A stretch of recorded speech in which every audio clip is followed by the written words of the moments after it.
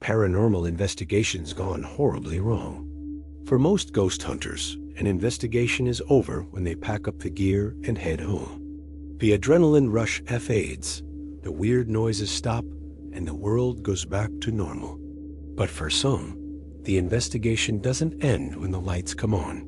For some, the most terrifying part isn't what they find in the dark. It's what follows them home.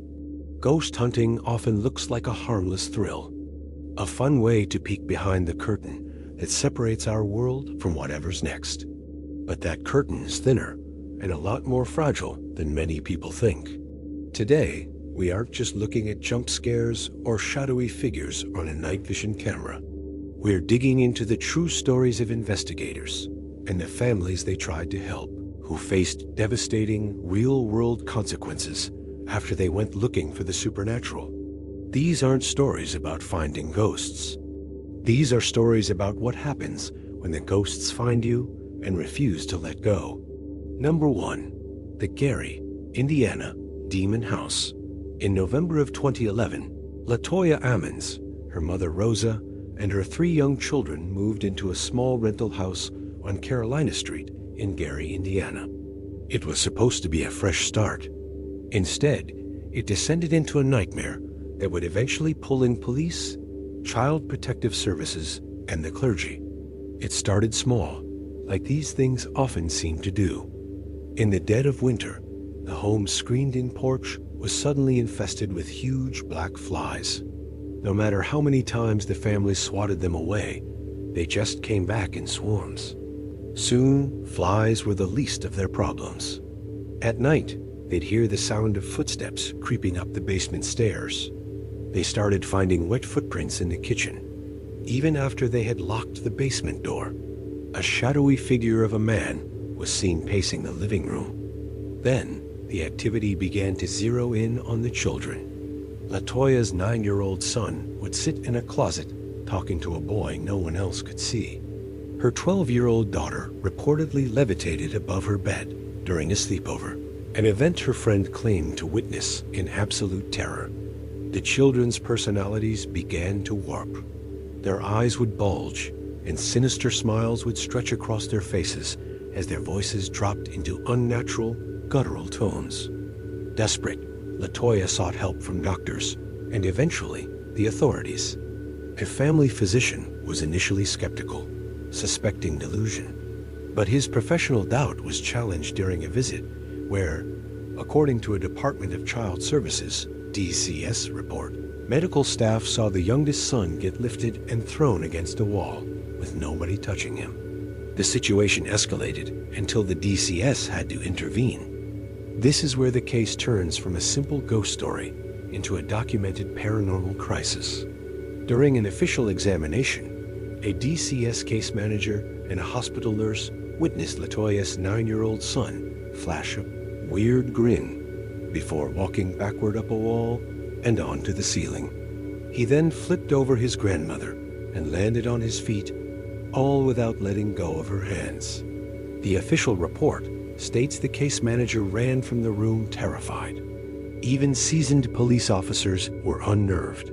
Gary Police Captain Charles Austin, a 37-year veteran, went on record saying he believed the family's story.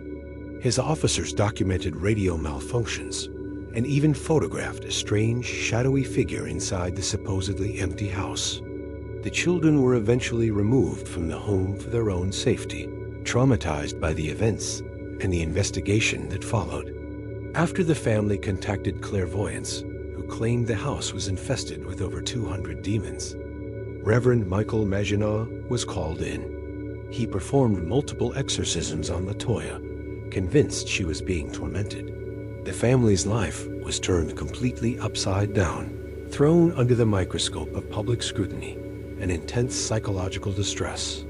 While some claim the events were a hoax, the official reports from medical staff, the DCS, and the police paint a picture of a family that didn't just investigate the paranormal, they were besieged by it. They finally fled the home, and the activity reportedly stopped.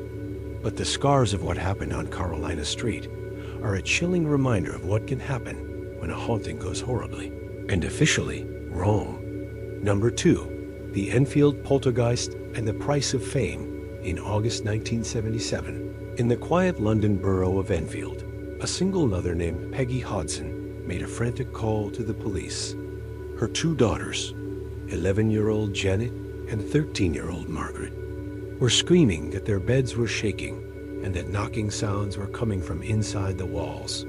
A responding police constable would later sign an affidavit stating she personally watched a chair slide across the floor all on its own.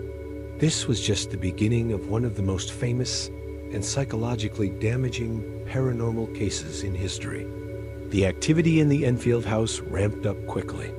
Furniture was overturned, toys were thrown, and the chaos seemed to center on young Janet. Paranormal investigators Morris Gross and Guy Lyon Playfair arrived to document the case, and over 18 months, they recorded a terrifying series of events. Janet was reportedly thrown from her bed, levitated, and would fall into violent trances. Most disturbingly, she began speaking in a deep, gravelly voice, claiming to be a man named Bill Wilkins, who had supposedly died in the house years earlier. Audio recordings from the investigation captured this chilling voice saying, "Just before I died, I went blind, and then I had a hemorrhage, and I fell asleep, and I died in the chair in the corner downstairs." It was later verified that a man named Bill Wilkins had indeed lived and died in the home, a fact his own son confirmed after hearing the recordings. The story became a media sensation, but with that fame came intense scrutiny and devastating fallout for the family. Skeptics immediately accused the girls of faking the whole thing for attention. Janet herself later admitted they had faked about 2% of the phenomena, just to see if the investigators would catch them, which, she claimed, they always did. But that one admission was enough to cast a permanent shadow of doubt over the case, leaving the family to defend themselves against accusations of being elaborate hoaxers. The real horror of the Enfield poltergeist wasn't just the alleged paranormal activity. It was the psychological toll it took on the children. Janet was relentlessly bullied at school, where her classmates called her Ghost Girl. The family felt completely exploited by the constant swarm of reporters and investigators. Their private trauma had become public entertainment. In later interviews, Janet talked about the long-term impact, stating she had to leave home at just 16 to escape the notoriety. The haunting didn't just disrupt their house, it shattered their lives. Her brother was spat on in the street, and the family was shunned by many in their community.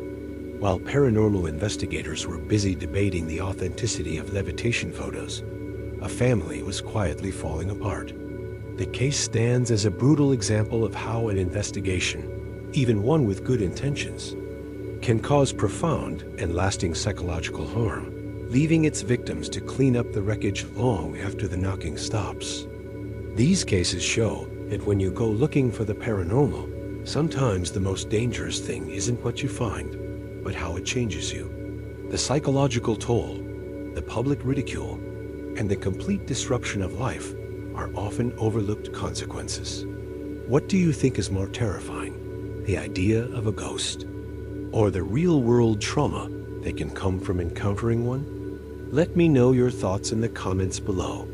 Sometimes, the fallout from a paranormal investigation isn't just psychological trauma or public scandal. Sometimes, it's fatal. In August 2016, the Ife family of Enfield, London, became convinced that 26-year-old Kennedy Ife was possessed. His behavior had grown increasingly erratic. He complained of having a snake inside him and had become aggressive, even biting his father. Instead of seeking medical or psychiatric help, the family decided to handle it themselves.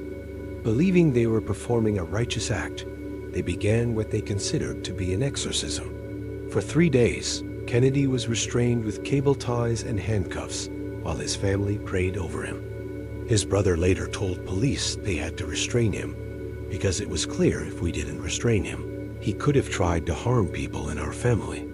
They genuinely believed they were fighting a demon for Kennedy's soul. But Kennedy wasn't fighting a demon. He was a vulnerable young man in the middle of a crisis. On August 22nd, after 3 days of being restrained without enough food, water, or any medical attention, Kennedy Ife died. The cause was ruled as complications from dehydration and breathing difficulties.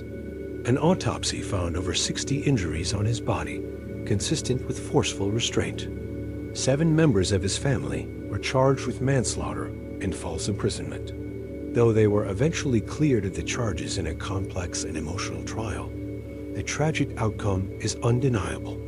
1 young man was dead, and an entire family was destroyed, all because a belief in the paranormal, completely unguided by medical reality, led to a horrific end. This case is a stark and heartbreaking reminder that when investigations into the supernatural go wrong, they can go horribly, tragically, and irreversibly wrong. The pull of the paranormal is powerful. It's the thrill of the unknown, the desire to prove there's something more out there. But these stories reveal a much darker side to that search. They show that messing with these forces, whether they're real or just perceived, can have devastating, very real consequences. From a family in Indiana, torn apart by official intervention, to children in Enfield scarred by public scrutiny, to a young man who paid the ultimate price for his family's beliefs. It just goes to show that the greatest danger isn't always finding what you're looking for. Sometimes the most terrifying thing that can happen is when you bring that darkness into your own home and into your own life. And once it's invited in, it doesn't always leave. Not really.